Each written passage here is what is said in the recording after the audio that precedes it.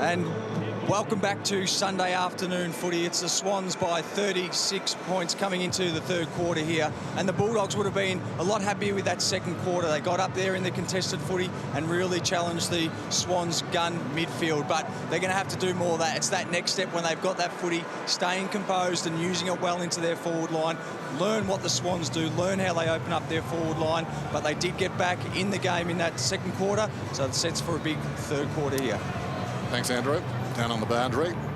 Half-time at Etihad. He's been good. 15 possessions. They talk about golfers not afraid to go low. Well, Jackson McRae is not afraid to go high. 43 possessions this season against Gold Coast in round 17. But that day has ended as far as Campbell's concerned. He's down on the boundary. Just a spectator now. Margin 36 points. Bad bounce. Umpire recalls it. In fact, it's a free kick. Right in the middle, thanks. Combination of the two. Got a free kick on a bad bounce. Malcheski goes down towards half forward. Parker coming up for his 17th possession. Turns and deals. Too tall for Tippett. Behind the pack, a chance for Goods. It was good defensive work by Jong. Liberatore comes away. Dangerous kick, though. Shows it to Parker. Can't find a way through. Had it a long time. Hanbury. Franklin stood up in a tackle. It's got to be holding it, surely. Parker, it was retarded, comes across to Malcheski. Malcheski kicks a goal. That's his second. Just great in close here work by the Swans, the ability to fight through. Parker just using his vision. Malcheski's a beautiful kick of the footy. Luke Parker, a heap of the footy, 12 contested possessions, 8 tackles. We sung his praises at half-time, but deservedly so. Couldn't get there. He's a gem, isn't he? I mean, he's the battering ram when required and the creator if given the opportunity. And as you said at half-time, I think the Swans fans got so spoilt with Jude Bolton. He exits, and in comes the replacement, almost a carbon copy. So Parker has had a lot of the football and he's created opportunities this afternoon. Crammery watches on as Dalhouse gives to Higgins, runs inside. He's within scoring range. Fantastic pressure there by Lewis Jetta. Just got that hand in. Higgins is a beautiful kick of the footy. If he hadn't have chased as well as that, that would have been a certain goal to the Bulldogs. Again, just that desperation, attention to detail by the Swans. Crammery just has to get involved in this game. He's only had 2 disposals, 1 tackle. As a forward, even if he can't get involved in terms of gaining possession of the ball, he's got to involve himself with the defensive side of the game. Goods got it from Malcheski. Parker was involved too, so Parker and Malcheski have started this third term brilliantly. Kick around the outer side is a good one. Pike to Franklin. Almost intimidated Pike, just gave it to him. Looks like a stick-up. He goes in short and finds Cunningham. Cunningham looks to the middle. Rowan's got in behind them. Well, Towers will take it. Good disciplined play there by Sydney, setting that kick up to Towers. Didn't blaze away. Could have gone to Rowan. Could have ended up in Rowan's hands. But Towers takes the mark and has a set shot at goal. What I'm suggesting here, Tim, is that Shane Biggs doesn't get it from Pikey. You know what I'm saying? Yep. There's Towers. Kick is on the way and he puts it through.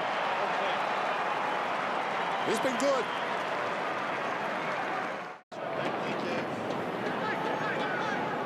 Well, after a mini comeback from the Dogs, at one stage it was 4 of 6, the last 3 to the Swans, back to 47 points. In fact, that's a game-high lead. So the Swans continue to press, and this myriad of options through the middle. Rowan, what a comeback it's been. Fears that he would never play the game before. In fact, 2 men combined who have had so much time in the rehab room. To McRae, a youngster just embarking on his football journey. Gotta love Jack McRae today. He's had 15 touches. This will be possession number 16. He's probably got himself in a spotter by the now, but to be able to have 16 possessions against a quality team like Sydney's got to give you some real confidence as you go about your career. So Cooney goes searching. Gia, as always, gets a nice round of applause. Will get the free kick too.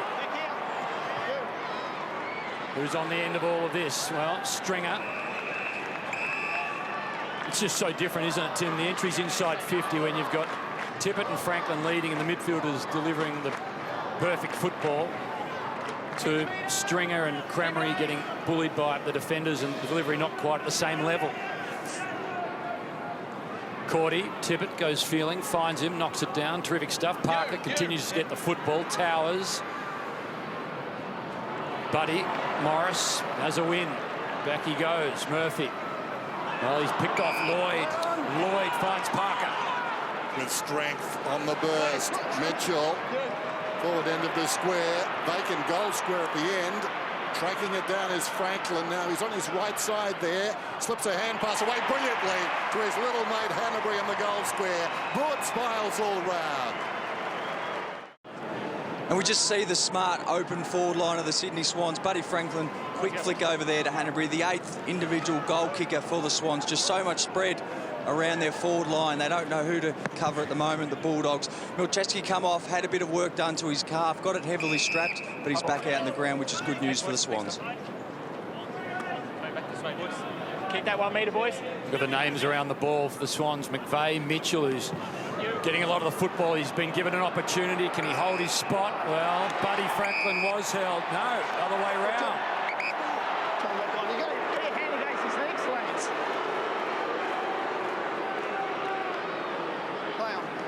I know I said it. Another near turnover for the Bulldogs. I know I said it in the second quarter, but I reckon Dale Morris has been very good today. The stand his ground. It was a free kick over the shoulder. They're both probably wrestling a little bit. But to stand his ground against a bigger man there, Buddy Franklin, well done to Dale Morris. He's under the pump, but Buddy's still kick 4. Parker won't get a stat for that, but he was the man that got his hand on the football. He's already had 6 touches in the first 4.5 minutes of, or make it 7 of playing time. Just extraordinary. Tippett has Jack looming.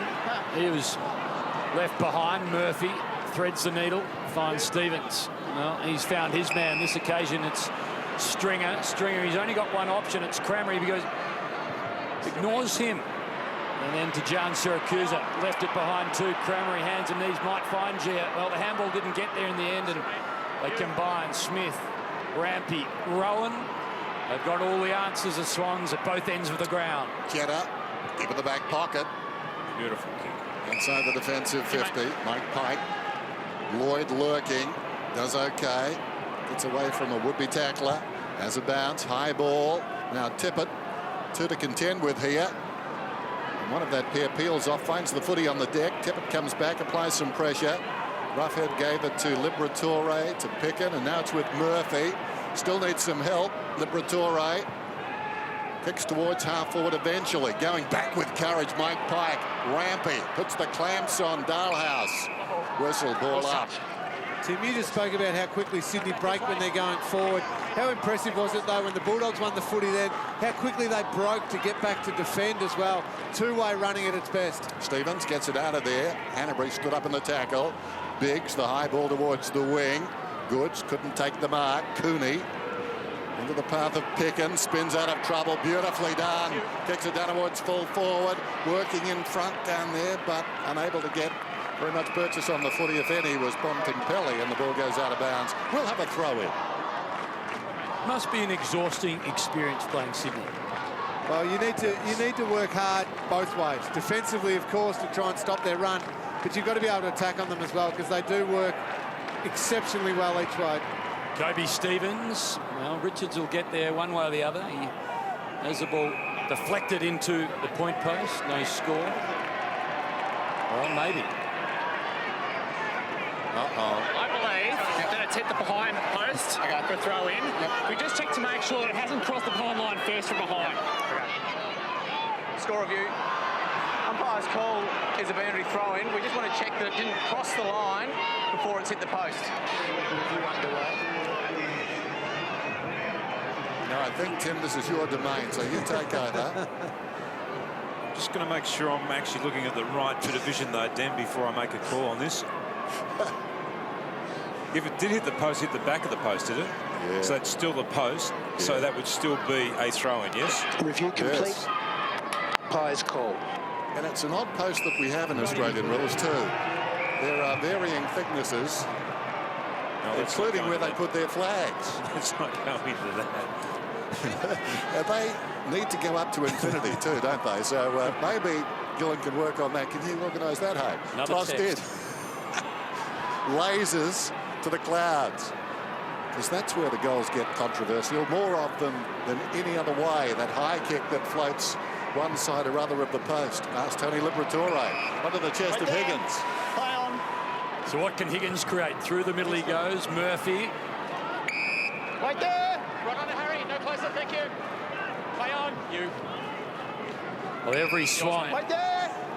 right now, including Franklin, at halfway or on the defensive side for Sydney. So it's a cluttered Play on. forward line as Johannesen goes searching. John Siracusa well held. Teddy Richards fist onto it. Shaw back it goes. And now Lloyd breaks. Well, the kick isn't as he would have liked. Thank you. That's heaven for Teddy Richards' zone. Seeing the ball up there like that, he's got plenty of time to see it, plenty of time to kill it in the air. Just almost needs to be that look up and then just lower your eyes at the last second. There we go. So John Siracusa in the waning moon of his career. Centre ball forward. Cramry back it goes. Rovat. He normally likes a finish like this. It's all good for Nathan Rovat. They get one, the Dogs. Back under 50. Here's the ball comes in again. Just watch this again. Grundy's in front. Bontempelli just taps the ball to space again. Just keeps the ball alive at a really dangerous part of the ground. And then Rovat finishes it off. Mike Pike slams it forward. Edged under the football Griffin. We'll play Jack. Pike goes down towards half forward. And the mark will be taken by Mitchell. Need to guard the mark carefully here. Mitchell edging around. Opens up the angle. And he may have kicked the goal. No. Well, the guy on the mark wasn't exactly tuned in there. He doesn't know enough about Mitchell, but if it was Murphy, I take it all back. Tom Mitchell has certainly put his hand up. 14 possessions so far. He's had the 5 clearances, nearly got a goal there. He said to John Longmire, I want to be a part of September action if you need me at all. We know his form in the NEAFL has been terrific all year. He's a quality young player who's got to fight his way into this team. McGlynn, Bird and Kennedy, you'd think at some point all arrive back into this outfit. Makes it tough to break into that team. Bring those 3 back. Murphy works it into the hands of Cordy. His kick, well, John Siracusa, the delivery spot on. Gia just too far out to score, so he's gone in the stringer direction, had it, lost it, gets it again. The don't argue Dustin Martin style now to Dalhouse. Johannesen takes on Malcheski, takes him on and finishes. Well done, young man. Johannesen, he gets his first of the afternoon. Oh, isn't this exciting? The fend off by Jakey Stringer. Great handball by Dalhouse. Finished by Johannesen. That's the future of the Western Bulldogs right there. Young, exciting players. They've had 5 of the last 6 inside 50s, the Doggies, so they're certainly doing everything they can to stay in this game, not giving it up. Blitzed early, but sticking around now. Liberatore had a big game, went to ground. Rovat, Stevens, slips it away, Boyd, nice. Kicks it about 15 metres. Stringer first to the ball, likes this situation. Stevens inside the 50, lowers the eyes, was touched, play on was the call. I'm sure I heard it. Now Cooney marked it. I'm not sure he heard the call. Thanks, boys. Thanks, son. Was it touched? Come back this way, boys. I don't know the answer to that one, Dennis. Thank you. Well, Cooney just accepted it, but he appeared to mark it, so he must have heard it then. Ball up. Unless the ball hit the ground just near him, but as he slid in, Could have. I'm not sure. Stringer. Push out the right. Push out on the right. Thanks, mate. How does that made it? Well, Stringer giving away some size, giving away a free kick. The umpire. He's reverted back to being a player for a moment. Just blame the umpire. That's right. 50 metres. 50 metres. This is against Luke Dalhouse for just encroaching on that protected area. As you heard the umpire just saying, he's got to follow his direct opponent, can't just run into that 5-metre space.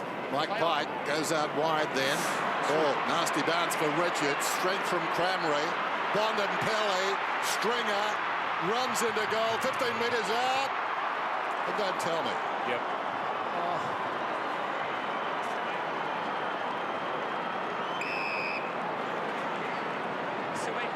Lloyd, Jetta Just thinking about how many hours he probably hasn't slept since Thursday's birth. He's probably getting weary. Hanbury. It's going to hurt the other way. Jack with space. Well, in the end, he was moonwalking and didn't know what was coming the other direction, so took the careful option. Now Buddy's the target. Towers with goods. Well, Buddy at ground level, he'll be asked to do a bit. No, he won't. Cunningham will go and get the football. Can he keep it in? Boundary line has a win. Just wondered here with Stringer whether he actually thought he was going towards the goal. No, he just miscued with the kick. I thought he was doing a Malcolm Blight for all those years ago, where Blighty just waltzed in, thought he was kicking a guy, and he was kicking between the behinds. I'm going to stay quiet about that one. I've missed one from 0 metres out here. That looked quite difficult in comparison. Rovat wanting numbers to come towards him. Nothing was doing other than Dalhouse. Short ball is on. Dalhouse brings it back inside. There's a couple of dogs there. One is Rovat, and now Stevens. Out of side is Cramry. Fumble initially. Pick up the second time okay. Had to deal with the tackling Malcheski. McRae. Little give to Picken. Got it. Went back to Picken. Picken hard up against the boundary line. Well, again, the defence from the Swans is good. This time it was Smith who got a hand onto it. Underneath it all, Stevens. He gets held up. Smith, the tackler. Well, a couple of observations there. Stevens is giving them legs. He's running hard across half forward.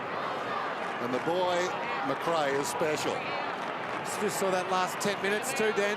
63% in the Bulldogs forward half. Really positive signs. They're going to make the most of it on the scoreboard now. Lloyd crashes the pack in the opposite direction. Murphy. Jenner did nicely. McVeigh, not 15. Lloyd back to McVeigh, confronted by Cooney. Gave it to Smith. Jenner running out of space. Under pressure, Lloyd. Good pressure coming from the Dogs, but wonderful execution from Lloyd. Around the corner. 20 metres away was Tippett. Searching ball to the other side. Well, he's got a couple to beat Goods, and Morris again. I mean, what an afternoon for Morris. He's had Tippett, Franklin and Goods at times. That's actually a better matchup for him, I think, of the three. Extraordinary to think the best of my options is I go to Adam Goods.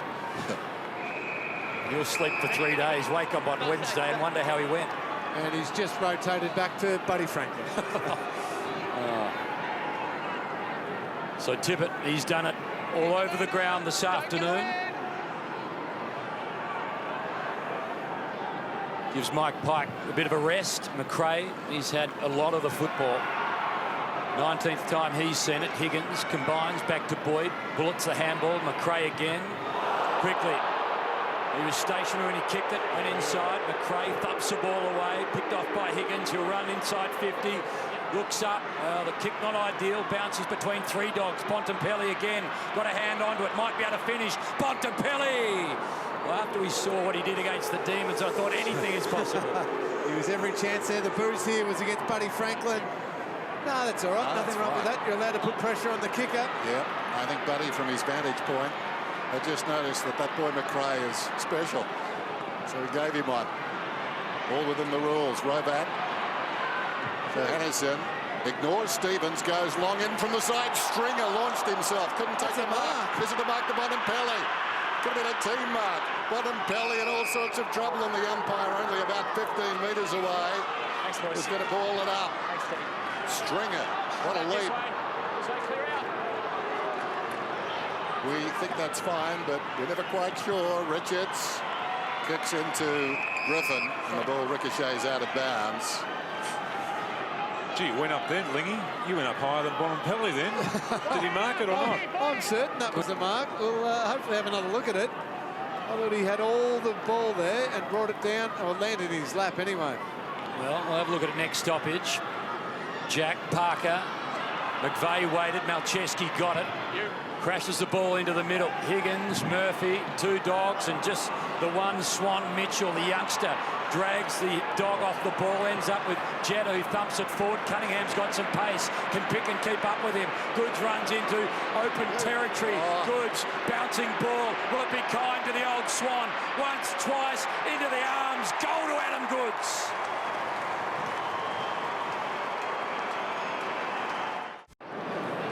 Well, your excitement wasn't without cause there, Lingy. It just hit the ground there. I thought that was a mark all the way. Had the first touch.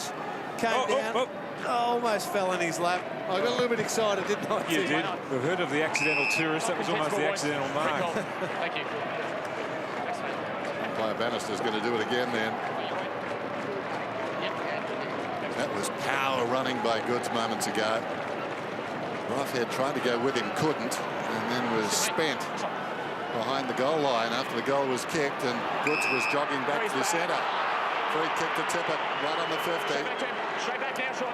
So Roughhead still feeling the effects, I'd venture to say. He's standing on the numbers, and Tippett is lining up at his 4th goal. Goes for distance, as you would, but a clever mark is taken by guess who, Parker.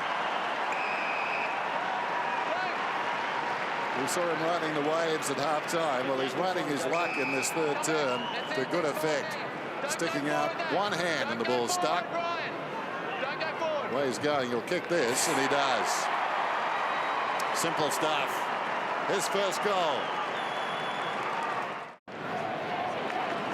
Come back this way. That is a great grab, isn't it? Just to control the space, control the body, and just bring it in. Goal number 20 for the year for Luke Parker. He's certainly got that to his game. Well, still 6 minutes before three-quarter time. The Swans are on a bit of a roll. Goods and Parker, the last 2 goals. Jetto's got Murphy in his sights. Lost the football. Goods picks up the football around the corner. He goes Tippett. He'll get another shot at goal. The Bulldogs had all that play at the start of this quarter and just couldn't quite capitalise, and this is why Sydney is so good. They can sustain that and then just go bang, bang, bang the other way. When they go forward, they kick goals, and again, just that desperate little grab, worried about the size difference and the fact Tippett had front position. I reckon he's gone physically, Roughhead, after that run chasing Goods. He's spent. Tippett for 4, and he has 4.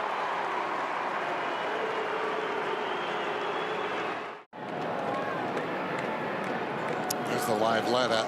Sydney virtually cementing top spot now. No matter what happens next Friday night with Hawthorn. They've jumped a couple of percent today with the prospect of adding a few more. Richmond fans might like that, Dan, if they've already locked away top spot. They might think that Swans will leave a couple out of the team. The Tigers might. That's not his style. That's not Johnny Longmire's style. It's at ANZ too, isn't it? Pretty sure it is, yes. As a result, sometimes visiting teams have a better chance out there. As McVeigh, sweeping hand pass. Mitchell creating his own space. Andor for Hanbury. Hanbury went to ground, so did Boyd. Mitchell stayed on his feet, feeds it back. Hanbury sprung to his feet. Hand passes to Pike. Pike goes out wide. Rampy. It's a left footer. Tracking him is Stevens. Another left footer, Melcheski, a free agent at the end of the season. Kicks it only as far as McRae. McRae jabs it in short to Gian Siracusa. Dominant display by the Swans so far today, but Tim, probably the one bloke who hasn't been able to get him into the game, but so important for them, is Reece Shaw. Yeah, I've been watching him, Linger. It doesn't appear that he's tagged. I mean, some sides have tagged him as a forward tagging the defender, but I haven't noticed that today. So he just hasn't been a prominent player for Sydney. Only the 4 possessions so far. Just a fair bit of football with that ankle. Is he moving soundly, do you think, Lee? Well, he'd probably be better for the run. That's the terminology, isn't it? He'll be better next week. He'll be better in the finals the first week. Stevens wanted Rovat. And he's played 69 minutes, Reece Shaw. Has he? I don't remember seeing him. No, well, I wondered whether he was still out there. 4 touches for the afternoon. Oh. Such a quiet afternoon for him. I thought I might have called him Bobby Skilton. Done something wrong. Boyd quickly to Liberatore. And then to a dangerous spot. Swans, they've got the numbers. Grundy, a backhanded thump towards the boundary line. It was creative, so too was McVeigh. Here's Shaw on cue, gets his 5th touch. Doesn't find Rampy. Thinking about Rampy, they took a bit of a risk with Rampy. He'd been playing for Williamstown for 3 years, and on the field and medal, they said, we'll put you on your list. I'm sure they didn't think they had found what they have found. Well, I don't think they would have even played him had Alex Johnson not got injured. Extraordinary, isn't it? Now, sliding doors create opportunities, and Rampy right now in a side that's going to go close to finishing the minor premier, get a double chance, and It was all looking highly unlikely a couple of years ago. Boyd quickly, McRae, his numbers continue to soar. Murphy, he's the creator. Again, it's going to be hard for the Dogs here. Free kick perhaps. The Bulldogs fans don't think they've got a great ride from the umpires this afternoon. Just a little bit of a push there. Definitely a free kick. Straight in front, he's right on the mark. You just know Gia is not going to miss something like this. He's always been such a beautiful kick of the footy his whole career. I don't want to put the moz on him, but You just have. Lee. I think That is commentator's curse if ever I've heard it. Gia's too good at that. He'll go back and slot this. I'm backing him in. 13 goals, 7 for the year. Cameron Ling has put more pressure on him than most are able to deal with. Gia, He wants on. a mulligan, and Cameron Ling would like to hit Control-Alt-Delete. Margin 57 approaching three-quarter time. Malcheski. Thanks, Kobe. Grundy. Grundy in the right back pocket then. Tippett offers a lead. That's bypassed. Parker, who should have marked that one, falls in front. Cooney. Austin, who makes it hard, although Stringer, as we've said before, hard to bring down. Fends off a would-be tackler. Johannesson, 55 metres out and closing, runs to 40, and he's missed. You like to see young players like that, Dennis. They're taking the game on like you just did then. We've seen that a number of occasions with him, and I reckon that's probably from the coach. He's saying you've got great leg speed. You can actually open up the game when you use your legs like that and run. And you know, maybe the confidence is just starting to come into his play as well. Malcheski got a couple of goals for the afternoon. This time he's creating from fullback. Jack wants Buddy Franklin. Why wouldn't you? Well, just a little bit of sort of a knockers. The runner went by, takes on Morris and beats Morris to the top of the square. Tippett not quite through fingertips. Well, and then Lloyd looks like he's out of gas. Murphy gets there first. Onto the left boot he goes. And Cooney, the rare luxury of time and space against this Swans outfit in port. He goes to John Syracusa, who looks up at Cameron Ling. Disappointed. He missed the last. This time he finds a target in Dalhouse. Quickly to Cooney. They're still under pressure, the Dogs. Pickin back to Dalhouse. Dalhouse gets rid of the tackler. Now he has to find someone in the midfield. Malcheski's the man he's found. Wasn't hoping for Malcheski.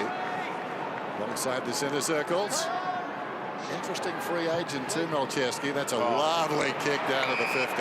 Player on the 50. Not doing his value any damage, is he, today? No, I'm just wondering. The talk is he's going to end up at Melbourne then. And Paul Roos is extremely excited about the prospect of being able to draft him. And I guess with so many Sydney players on good money, there's going to be other players that they can't sign on reasonable money and can find bigger paydays elsewhere. It raises an interesting question, though, doesn't it? Is he a product of the system? Do you think he'll be a dominant player out of this Sydney team? I don't know the answer. There goes the kick from Franklin.